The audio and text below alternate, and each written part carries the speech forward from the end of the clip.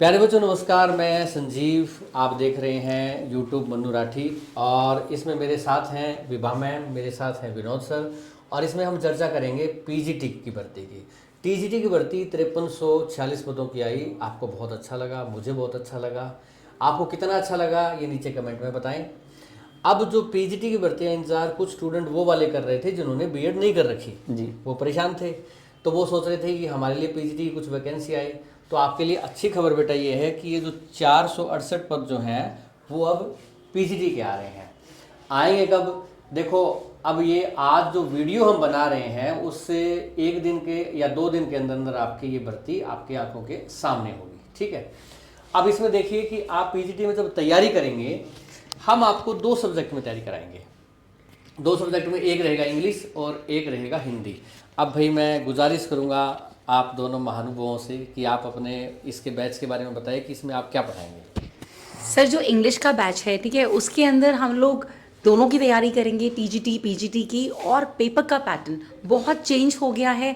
2023 में जो पेपर आया था और जो सर 2025 में, जो 2021 में पेपर आया था और जो 2025 में पेपर आया था, उसका पैटर्न बहुत चेंज था। इस बार 25 में से जो पेपर हुआ था टीजीटी का, उसमें सारे क्वेश्चंस लिटरेचर से थे। तो ग्रामर से क्वेश्चंस ही नहीं थे। अच्छा सर, सारे 85 क्वेश्चन सर लिटरेचर में से थे। तो बच्चों को बहुत ज़्यादा उसके लिए प्रिपेयर करना पड़ेगा। तो ये कोर्स सर इसीलिए शायद हम लोग बहुत पहले लेकर आए हैं कि बच्चे जल्द से जल्द अपनी प्रिपरेशन को स्टार्ट कर सकें। देखो बेटा, अब देखो वैकेंसी सामने आई गई है तो आप जो पार्ट बी है मुझे लगता है कि उस पर ज़्यादा जोर देंगे। फिर भी मैं फॉर्मेलिटी के लिए पार्ट ए बता देता हूँ। हिंदी, अंग्रेजी, सामान्य ज्ञान, गणित और रीजनिंग, इसके 20% आते हैं। तो भाई कुछ नंबर तो इसमें लेने ज़रूरी होते हैं। क्वालिफाइंग होता है सर ये, या पूरे में मेरिट जुड़ती है? नहीं सर, अब पार्ट ए और पार्ट बी दोनों के मार्क्स न जुड़ते हैं, जुड़ के जो है इसकी मेरिट बनती है।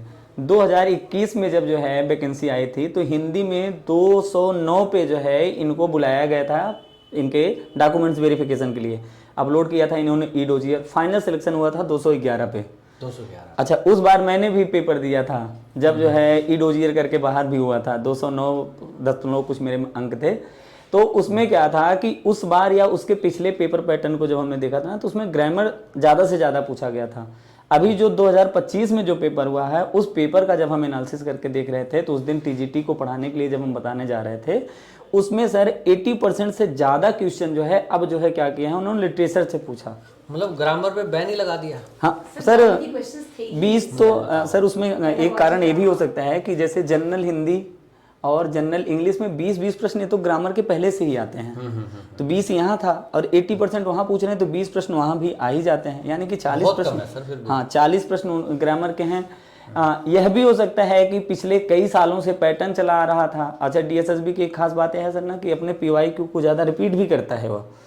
तो यह 2025 में इस चीज को भी उन्होंने तोड़ा है कि रिपीटेड क्वेश्चन भी कम आए हुए हैं। आलोचना पहुंच गई उन तक मुझे लगता है। हाँ, तो इसलिए आप सभी क्या है कि आप सभी साथी अब जो है आपको यदि पीजीटी में नौकरी करनी है और यदि टीजीटी में नौकरी करनी है तो पूरी तरीके से सर पढ़ना पड़ेगा आपको। यानी कि आप यदि लिटरेचर नहीं पढ़ते हैं, अपने विषय वस्तु को नहीं पढ़ते हैं तो चयन होना पिछले की जो भांति की तरह अब थोड़ा सा जो है मुश्किल हो जाएगा और मुश्किल हो भी गया है।